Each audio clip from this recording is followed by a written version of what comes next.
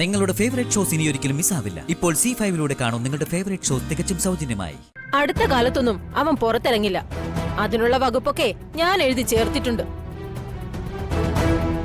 മോളെ ദേവിയെ, എന്റെ മോനെ ഒന്ന് വിട്ടുതരാൻ നീ തന്നെ പറയണം. നീ പറഞ്ഞ മാത്രമേ എസ് എമ്മയുടെ കേൾക്കത്തുള്ളൂ. ഇല്ല, അത് നടക്കില്ല. എന്നോട് കാണിച്ചൊക്കെ മറന്ന് ഞാൻ അയാളോട് ക്ഷമിച്ച അയാൾ നന്നാവുന്ന് സ്വർണ്ണമ്മയ്ക്ക് തോന്നുന്നുണ്ടോ? എത്ര തവണ ഞാൻ കെഞ്ചി പറഞ്ഞതാ എനിക്ക് അയാളെ ഇഷ്ടമല്ലെന്ന്. ബലമായി പിടിച്ചോണ്ട് പോവാൻ ഞാൻ ആടും മാടുമൊന്നുമല്ല, ആത്മാഭിമാനമുള്ളൊരു പെണ്ണ.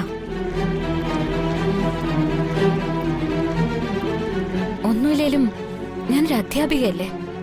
എന്റെ കുട്ടികളുടെ മുന്നിലെങ്കിലും ഞാൻ മാതൃകയാവണ്ടേ?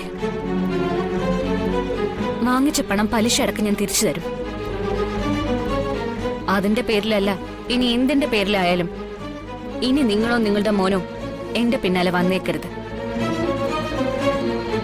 ചേച്ചി പറഞ്ഞത് കേട്ടല്ലോ. ഇനി മേലിൽ ഞങ്ങളുടെ വീട്ടിലേക്ക് വന്നു പോരുത്.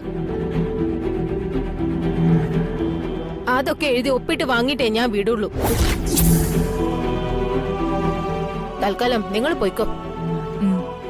ചേച്ചി നീ വന്നേ. മുത്തശ്ശ, മോളെ അനീഷേട്ടാ പോവാം. മോളെ ഞാൻ പറയുന്നൊന്ന് കേക്ക്. മോളെ ദേവികെ, മോളെ.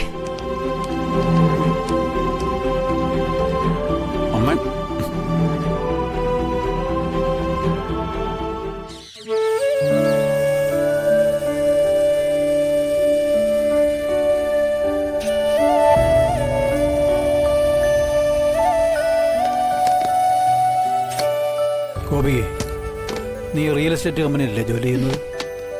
നിനക്കൊരു നല്ല പാർട്ടി കണ്ടുപിടിച്ചുകൂടെ ഈ വീട് വാങ്ങിക്കാനായിട്ട്? ഞാൻ സാറിനോട് ചോദിച്ചു നോക്കാം മുത്തശ്ശ. നീ ഒറ്റയ്ക്ക് പോണ്ട മോളെ, ഞാനും വരാം.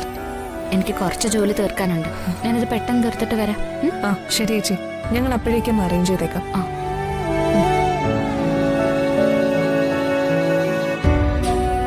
ഇവര് വീട് വിൽക്കാൻ പോവുക. നമുക്ക് എന്തെങ്കിലും ഒരു വഴി കാണണ്ടേ? തൽക്കാലം ആ ഭാർഗവിയമ്മയുടെ ബംഗ്ലാവിലേക്ക് പോവാം. ഋഷിയുടെ വീട്ടിലേക്കോ? അതെ. ആരെങ്ങനെയൊക്കെ തുലഞ്ഞാലും എനിക്ക് നിന്റെ ജീവിതം ഒരു നല്ല നിലയിലെത്തിക്കണ്ടേ? വേണം. നമുക്ക് കുറച്ചു കഴിഞ്ഞ് പോവാം. നല്ലോണം ഒട്ടിക്കണം അവരോട്. അത് ഞാൻ ഏറ്റു.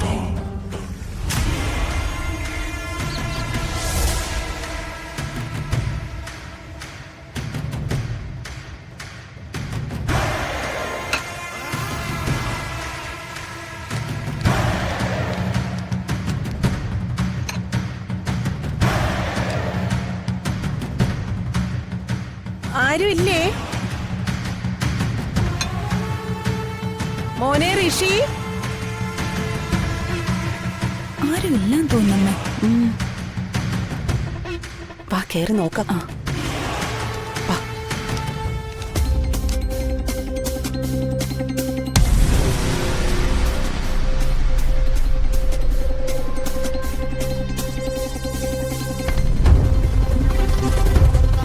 മോളെ, ഡൗൺലോഡ് ചെയ്യൂ C5 ആപ്പ്. കാണൂ എല്ലാ എപ്പിസോഡുകളും സൗജന്യമായി.